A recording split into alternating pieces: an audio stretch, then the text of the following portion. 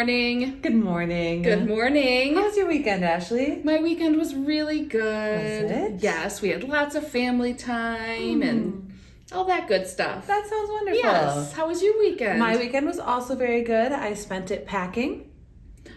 Packing? Because where are you going? Well, here's the thing. I don't know. At this moment, I am on a plane. To where? To an unknown destination. Wait, can you tell our viewers a little more about this? Because who gets on a plane to who knows where? Well, and how do you end up in that predicament? Crazy people, mostly. Well, okay. And about 6 months ago, I decided that I needed to do some traveling. But I do a lot of planning for my job. And I decided I didn't want to plan. And so I found a company that would plan a trip for me and send me somewhere, but they wouldn't tell me where I was going. So a mystery trip. So a mystery trip, which we're familiar with here and at the Freedom residents Village. Love mystery trips. And so I figured I would love a mystery trip. And this mystery trip is 10 days long, and it's international.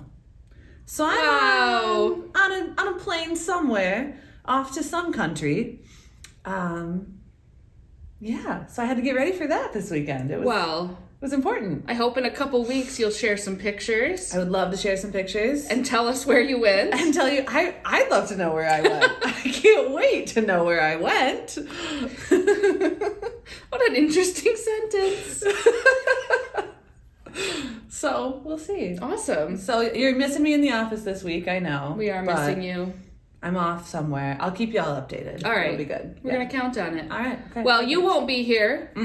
But what are we doing this week? We have a lot of things that we're doing this week. I left you in good hands with some good stuff going on. So today we are starting at 10 a.m. with a bus trip I'm pretty excited about. Paint a Pot is a very fun place. And if you're wanting to get a little bit crafty this spring, we can head over to Paint a Pot and paint some pottery. And in a week, it comes back all glazed and good and ready to go. So make sure you sign up on Touchtown and head out on the bus for that. I love Paint a Pot. Me too. I haven't been in so long. It's so much fun. I wanted to plan it when I was in town, but alas. Well, I'll take one for the team and I'll go along. All right, you can do that. At 3 o'clock today, we have a wellness event up in the auditorium, and this is rescheduled from last month. And Wow. Amigo Mobility will be here to do a presentation to learn how their devices can help you now or in the future. Nice. Yes. That'll be a good Monday. It will. And then Tuesday, we've got a couple of things in the afternoon. At 2 p.m., we have line dancing in the gym. So head on up to the gym if you'd like to do a little dancing. And then at 3 p.m., we have a book presentation, Telling Stories in the Dark with Jeff Monroe. And this book focuses on finding healing and hope in sharing our sadness, grief, trauma, and pain. So that'll be a nice talk just to learn about his newest book and see what you can get from it. Wonderful. That'll be in the auditorium. Wednesday at 11:15, we are going out for lunch, and we are headed to Gateway Spoon Cafe and Grill this month. Have you been to Gateway Spoon yet? I have not yet. I have been to Gateway Spoon for breakfast, and it is fabulous. I've only heard good things about it, and their mission is good. Their service is phenomenal, and the food was so good. So make sure you sign up in Touchtown to make sure we get a good reservation, and 11:15 on Wednesday. At 2 o'clock in the atrium, we have another week of musical reminiscing, so some wonderful music played by a resident here. And then 3 o'clock is our low vision support group in the arts and crafts room. So whether you, your partner, or a friend are low vision, you can learn how to manage that path. Wonderful. On Thursday, we have our Thursday evening program, and this week it is music with Bob Lacey. Bob has been a professional entertainer for over 50 years. He performs all genres of music except for rap and opera, which is fair. Those are a little bit out there. So there's sure to be something for everybody, unless you only listen to rap, and then this might not be your program. But if you enjoy any other kind of music, you'll find something you like here, and that is at 7:15 in the auditorium or on channel 954. Perfect. Well, Friday morning, the Bazaar ladies are at it again. The Bazaar ladies. They're so bizarre. They are. And they are selling cream puffs this time. Another thing I'm sad to miss. I'm excited to be here. I love a cream puff. Me too. $2 per cream puff, available starting at 8 a.m. If you have orders of 4 or more, you can pre-order them, but otherwise just come and grab them starting at 8 o'clock. You probably want to get there early, though. Sure do. Usually their things sell out quickly. Yes, they do. And you can also get fudge added to that for 50 cents. So if you need a little chocolate with your cream puff, they've got you covered. You can't go wrong. You really with can't. a little chocolate. You can't, ever. At 1 o'clock in the auditorium, we have Zuni Christian School presentation. And we're going to have Development Director Joy Burmeister join us, and we'll learn about Zuni Christian School, its mission, and the Zuni people of New Mexico. Wonderful. And that was 1 o'clock in the auditorium. Nice. On Saturday, we have our weekly pancake breakfast, which is always a good time, supporting the Scholarship Fund, and breakfast is served from 7:45 until 9 a.m. in the bistro. It sure is, and we'll wrap up our weekend with a 4 o'clock Vespers service up in the auditorium. It's going to be a good week. It is going to be a good week. Oh my gosh, I love that. And speaking of a good week, we are going to kick it off today with a very special interview. It's been a while since we've had an interview with a resident. It has been a while, hasn't it? It has been, but we're back at it, and we have Dennis Grylicki here. And did you know he's traveled to almost every single national park in the country? I did not know that. Yes. Well, let's hear a little more about Let's do it. Okay, Dennis. When you first came to Freedom Village, Dennis, you joked that when your wife was alive, you were in assisted living. Well, now you've been in independent living, and I want to know what your experience has been here at Freedom Village as an independent liver. Well, really not much different, because I lived in the community for 20-some years before I moved here. So I have an entire life outside of Freedom Village and one in Freedom Village. And when I say my wife, I lived in assisted living. It was a good joke. I mean that my wife was a nurse and raised on a farm, and she took care of items in the house, and I took care of items outside. And one of her goals on getting married was having 6 kids. So even though she was a nurse, the family was very important to her, and we ended up having 5 children. Well, tell me about those children. Where are those adult children now? They're all 3 are in the Michigan, this area, and 2 are in Colorado. Why don't you name them? Well, I have Who's Mark, Mary, Dina, Sarah, and Matthew. And they're all doing very well. They're all productive members of society, and they're doing well. And the real thing we're proud of is that they're all still married to their original spouses. And you've got lots of grandchildren. 5 grandchildren. And I just had my first great-grandchild a couple of months ago. Finally old enough. You enjoy it? Oh, yes. But, Now, most people at Freedom Village know that you probably are the #1 fan of the national park system. So yes. if you were going to lead a tour, what are the 3 or 5 top ones on that, parks on that list? Well, the first one would be Yellowstone, because Yellowstone was the first national park, and that was 1872. And that was the first national park in the world. Prior to that time, there were national parks, but they were all owned by kings and emperors for private hunting and so on and so forth. And Yellowstone, from what I've read, was the first park dedicated to public use. Okay. And then the second park would be actually the second park authorized by Congress was the national park on Mackinac Island Wow. in 18, let's see, that was 1875, 3 years after Yellowstone. And the reason for that is when Yellowstone was made a park, the Army was put in charge of it. There was no park service or anything like that. And then in 1875, the Army, which was based in Mackinac Island after the War of 1812, was sitting there, and so they made that a park. Oh. And that remained a park until 1895, 20 years.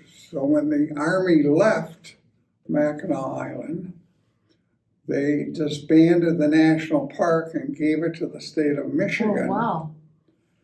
On the proviso that it remain a park. So, and then my second real national park is a tie for second and third, and that is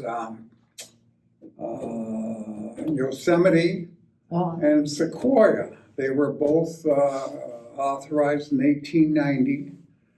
And the neat thing about Sequoia is it has the largest sequoia tree called General Sherman on the earth, the largest bulk object, if you will. The tree circumference is 100 feet where you stand around it. So that's second and third tide. Then my last one is Isle Royal, which is the only Michigan national park. We have other national park units, but only, and those are places like Sleeping Bear, which is a national lakeshore, national monuments, historical parks. There's a new national battlefield near Monroe commemorating the War of 1812. That's a national park unit, but not a national park or a pure national park. So anyhow, Isle Royal goes back to 1940 when that was, and that is only accessible by seaplane or by boat. And it has a unique study going on for years over the interaction between elk and wolves. And the wolves keep the elk in balance by a predator, but they have been inbreeding. The wolves came to the island over the ice from Canada. And they've interbred and they've kind of died out, so they're now importing new wolves to that. The other neat thing about Isle Royal, it's classified as being in Michigan, but the historical nature of that, Benjamin Franklin, when they were drawing the boundary between Canada and the U.S., Franklin had heard about the native copper on this island, Lake Superior, called Superior.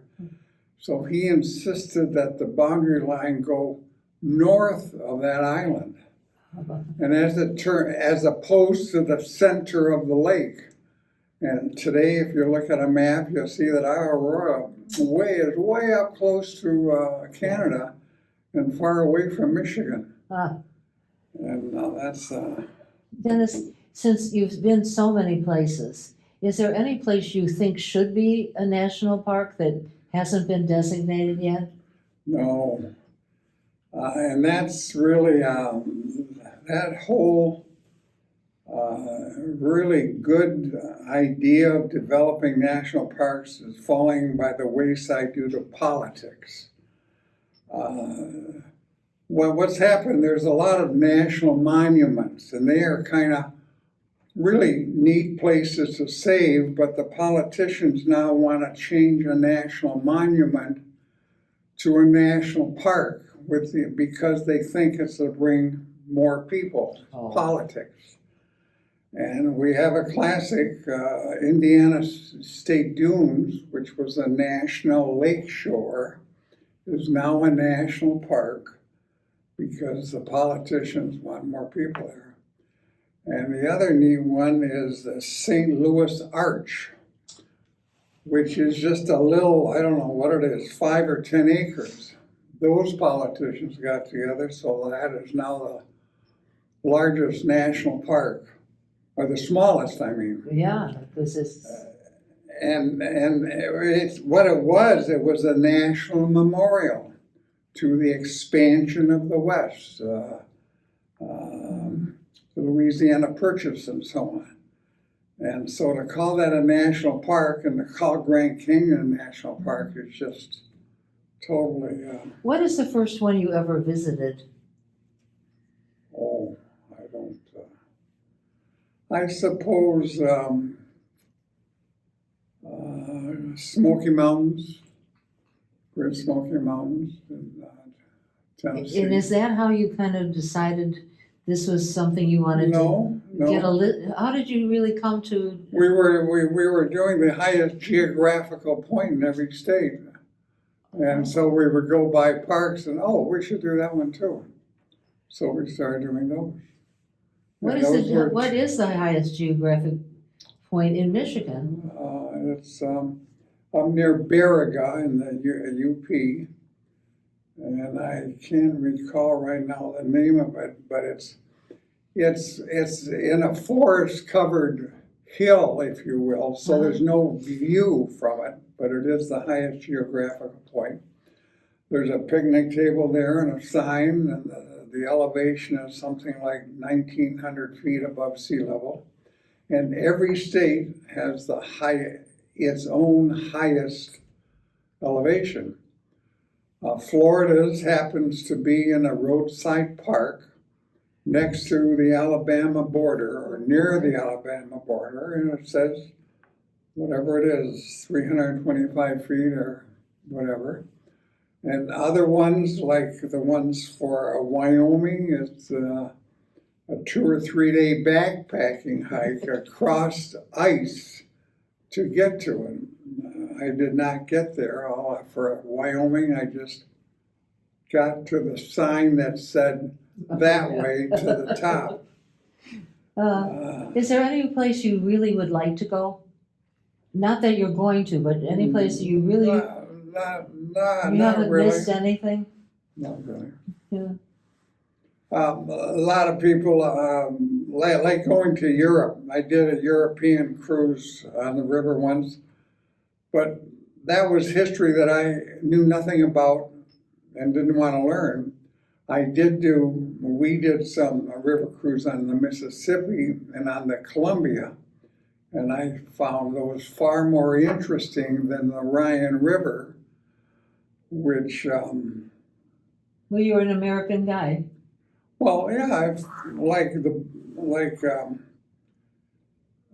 the Civil War battlefields along the Mississippi River, to stop there, yeah, that means something. But some battle in Europe, I don't know anything about it. What else would you like us to know? I like living here, and the most important thing I find living here alone, not having a spouse, is the interaction with people. Because living alone, you'd have to drive. I used to drive to Evergreen Commons to talk to somebody. And in And here addition, you have the morning group. well, any time of day. Right, but you do have the morning Yeah. group. Do you want to say a I little? eat breakfast at 7 in the morning, so there's people there. And the second most important thing is nutrition. 1 meal a day. Living alone, preparing 1 meal a day is impossible, or was impossible for me. And that's why I consider my wife so important in our relationship. she provided both of those, companionship and nutrition. Well, we're glad you're here, Dennis. Oh, pleased to hear that, yes. Man, I did not know that about Dennis. That is so cool. Mhm. Thank you so much for sharing with us, Dennis. We're so glad we could have you on the show this week. And thank you all for joining us this week. We're always so glad to have you tuning in with us. And until next week, that's Noah. And that's Ashley. And this has been Monday Morning. Bye. Bye.